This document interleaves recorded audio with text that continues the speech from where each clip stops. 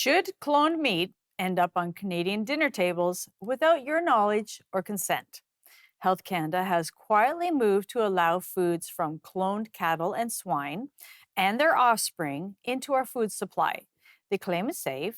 They've removed the requirement for pre market safety reviews and mandatory labeling. No warnings, no choice.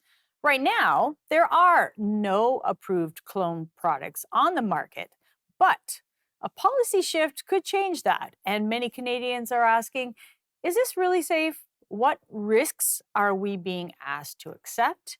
And why the silence? Today, we cut through the debate with one of Canada's most respected voices on food freedom and regulatory transparency, constitutional lawyer and president of the Natural Health Product Protection Association, Shawn Buckley. Shawn, thank you for joining me today. Oh, Julie, it's a pleasure to be on your show. And isn't it crazy what's happening to our food supply? It's very interesting for those who. But first, for those who may not know you, could you recap what you do and why you started the NHPPA?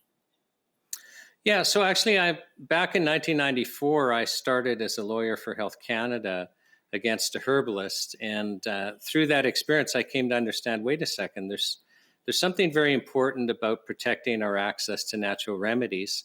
So we formed the Natural Product Protection Association, which is a nonprofit, because consumers needed a group that basically would educate them about what's going on, but also empower them to take action to try and ensure that our food supply remains healthy and that we continue to have access to natural remedies. So that's how I got involved with it. And then for 32 years, I've been in court when Health Canada has charged natural health suppliers more than any other lawyer.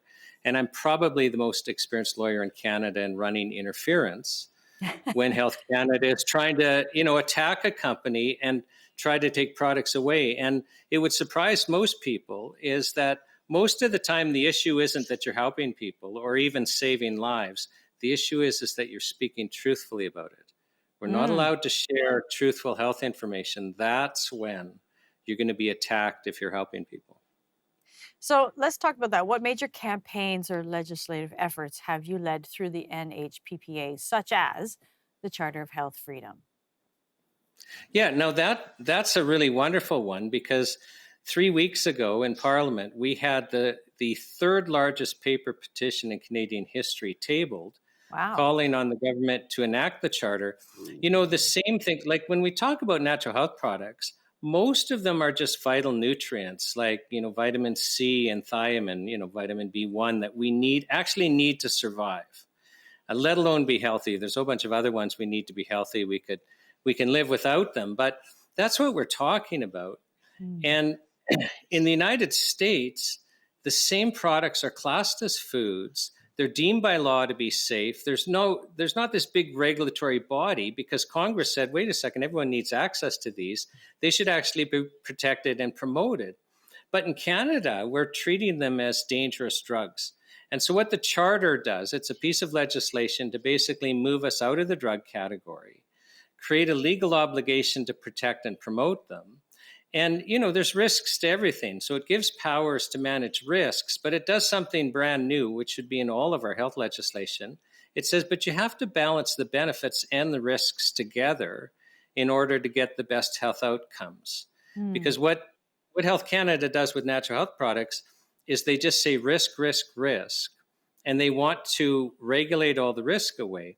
And I like to use ambulances as an example. Like ambulances actually cause deaths.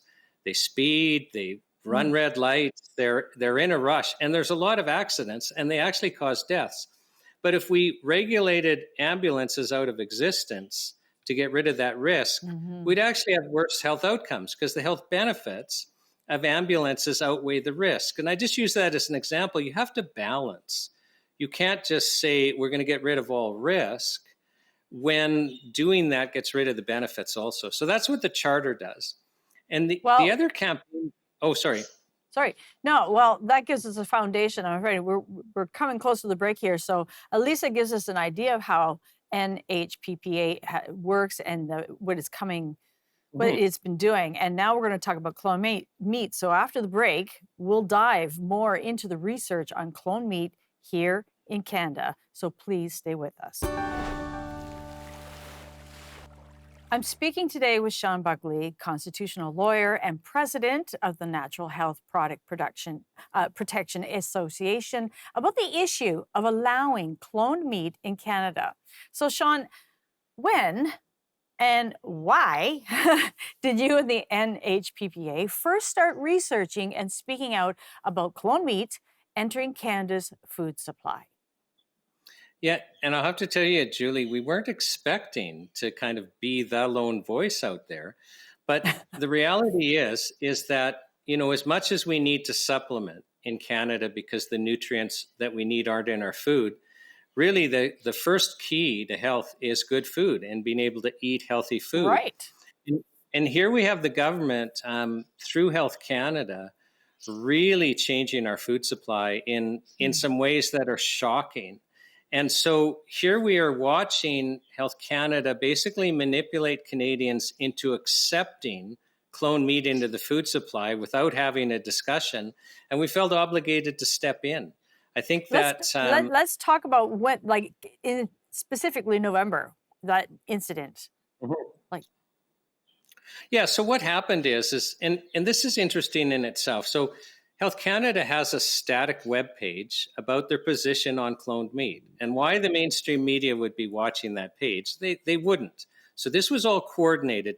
They make a change to this page on their position on cloned meat, saying, we've concluded that cloned meat is perfectly safe, and so we're going to allow cloned meat to be sold in Canada without labeling. Now, the mainstream media, and you can Google it, story after story after story, where the issue wasn't, should we be eating cloned meat? The issue was, should it be labeled? And this is what you call manufacturing consent, where you have everyone focus on a different issue. So the mainstream media was saying, well, isn't this wrong? Like, shouldn't Canadians know? Shouldn't there be strict labeling of cloned meat? That assumes that we're going to eat cloned meat. It assumes right. that it's safe. And we hadn't even had that discussion. So It's like Canadians we actually are missed the rushing. first question. What about the first question? Well, Should we even? but but this is how it's done. If you want to get Canadians eating cloned meat, you actually have to avoid the discussion, do you want to eat cloned meat? Because then some very inconvenient information is going to come up. For example, Hmm. the European Union, I think there's 27 member countries, not only Okay. have they banned cloned meat, they've banned the cloning of animals Really? that aren't even for. Oh yeah, so they've actually, not only have they banned cloned meat, they've cloned animals. Well, why didn't the mainstream media pick that up? I mean, that's a Exactly. 3-minute Google search. There have been no human safety studies. Wow.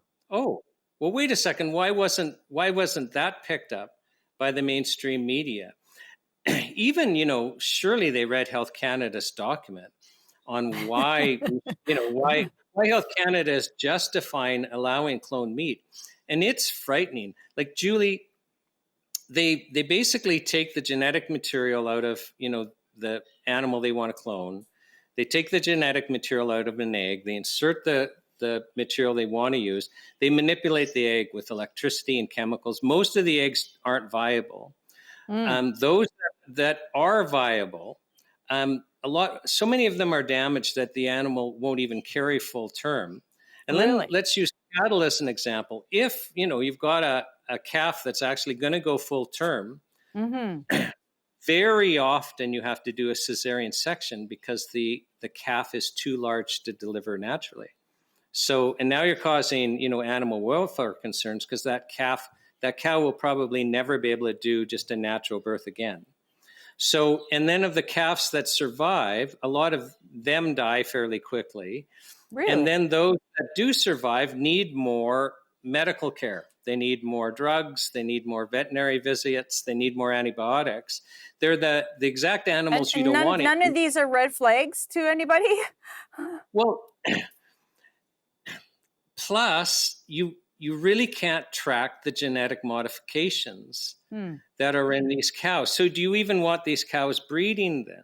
Right. because you can't predict what's going on. But in Health Canada's document, and anyone can find it online, it's very easy to find. They acknowledge these problems, and then they say, and this is important, but basically where genetic modification of meat shines is the introduction of biopharmaceuticals and genetic modifications into the population. All right, I'm going to have to stop you there. There's so many more questions and answers, but stay with us, everyone. We'll be right back after this. It seems like every day there is one more thing we need to be aware of in our food. But ignorance is not bliss, and Canadians deserve to know exactly what they are being sold and why it is being approved. So we've been having this big discussion here, is starting to touch on animals and genetics and everything. So Shawn, what are the primary safety concerns you and the NHPPA have about cloned meat, especially regarding the lack of human studies? Well, let's start there. So when you're cloning animals and you get genetic defects, and you get genetic defects that you can't predict, even if you're using the CRISPR technology and trying to be very succinct in kind of where you're editing, you can't predict what's going to happen. You would think that there would be human safety studies, and you would think actually You that would, they'd be you would have think, to be you would hope. fairly. Let's use genetically modified corn as an example, which isn't labeled. So genetically modified corn is modified to actually create a poison, a pesticide called Bt toxin. So you don't have to spray the crop. It's actually made in the corn. Well, we've learned that the bacteria in our gut, when we eat genetically modified corn, starts Doesn't making like it. Bt toxin. So it starts making Bt toxin. So that genetic instruction gets transferred to some of the bacteria within your gut, and then you start making a toxin and absorbing it, which That's is why crazy. many people react to genetically modified corn. So yeah, no, it is crazy. You'd think there'd be human safety studies, especially because Yeah. we already have a track record with plants of them being very dangerous. It's curious, like during COVID, a close family member had to stop eating out in restaurants, and their colitis went away. And then as soon as we're able to go out and eat Wow. at restaurants again, it came back. Well, we learned it's almost like a light switch with genetically modified flour. This Interesting. person suffers. And so, we've learned to basically limit it as much as possible. And then there's no concern at all. And, Exactly. the doctor wanted her on some pretty scary drugs. Mm. But yet the real issue was the toxicity of their diet. Well, with meat, the animals are so much more complex than plants. How do we even predict this? We haven't even done animal studies. We've approved, Health Canada has quietly approved the approval of genetically modified pigs into our food supply. Well, I was just going to ask you that. Like you highlight the animal studies, yeah, with corned beef and pork. Right, but with these pigs, there would be no even animal safety studies. And Wow. well, let's talk about the inbreeding. You and I can't marry our cousins because we know that there's going to be genetic problems. Well, with these pigs, they're basically saying, well, there's this certain virus that pigs get. And so we've kind of changed their genome so there's going to be less susceptible to this. And they've managed to get a small number of viable pigs. Well, now they're all inbreeding. So they've created 4 breeding lines, but it's this small little breeding pool.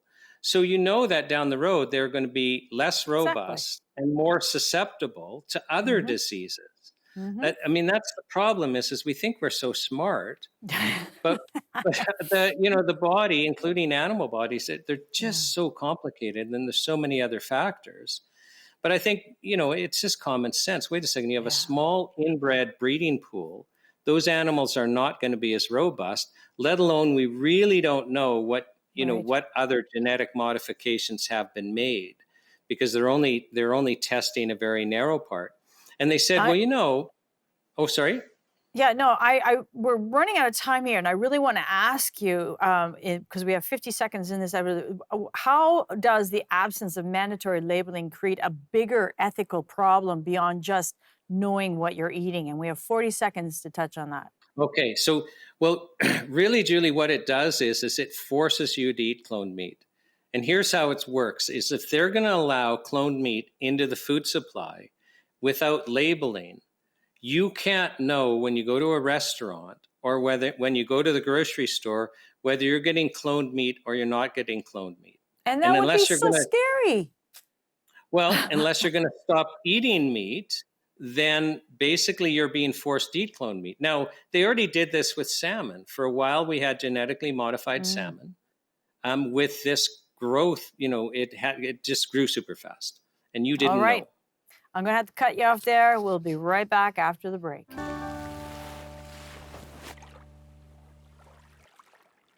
Okay, we're trying to cover a lot here, and that's why I keep cutting you off, but we're just basically touching on all the issues. So I want to ask you this question. What broader hypocrisy do you point out between Health Canada's regulation of natural health products versus cloned meat? Well, Julie, when we're talking about natural health products, again, by and large, we're talking about essential nutrients that we need to be healthy. And we also then are talking about natural remedies. And, in risk analysis, there's what's called an ultra safe line. So if something isn't causing more than one death per million of the population per year, you don't even bother regulating Mm, because the safety signal is too low. Well, natural health products are well below that. Like lightning is 4 times below that. And we're 18 times more likely in Canada to be struck by lightning than to be harmed by a natural health product. So why are we regulating at all? The hypocrisy is Health Canada takes natural remedy after natural remedy, essential nutrient off the market for, perceived phantom risks. yeah, And yet, with cloned meat, there's all of these risks. I mean, help me out. Health Canada in their document says, oh, yeah, we acknowledge how awful this is, but it's going to shine in introducing biopharmaceuticals and genetic modifications to the population. Well, that in itself is scary. And, back yeah. to the last. All of that is scary to me. I don't know about anyone watching so, but that is all scary to me.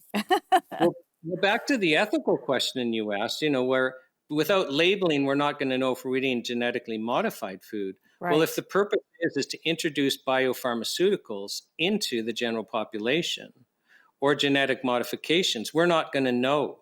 We're not going to be consenting. If I go to the restaurant and I eat a steak, I'm not expecting to get inoculated or to receive a drug through my meal. And I'm Right. definitely not expecting to get a genetic modification. So, we've created all of this stuff where most of us would go, well, my gosh, for sure, we're not Yeah. going to do this. And for sure, if we were going to allow it, there'd be such strict labeling that no one Right. by accident would do this.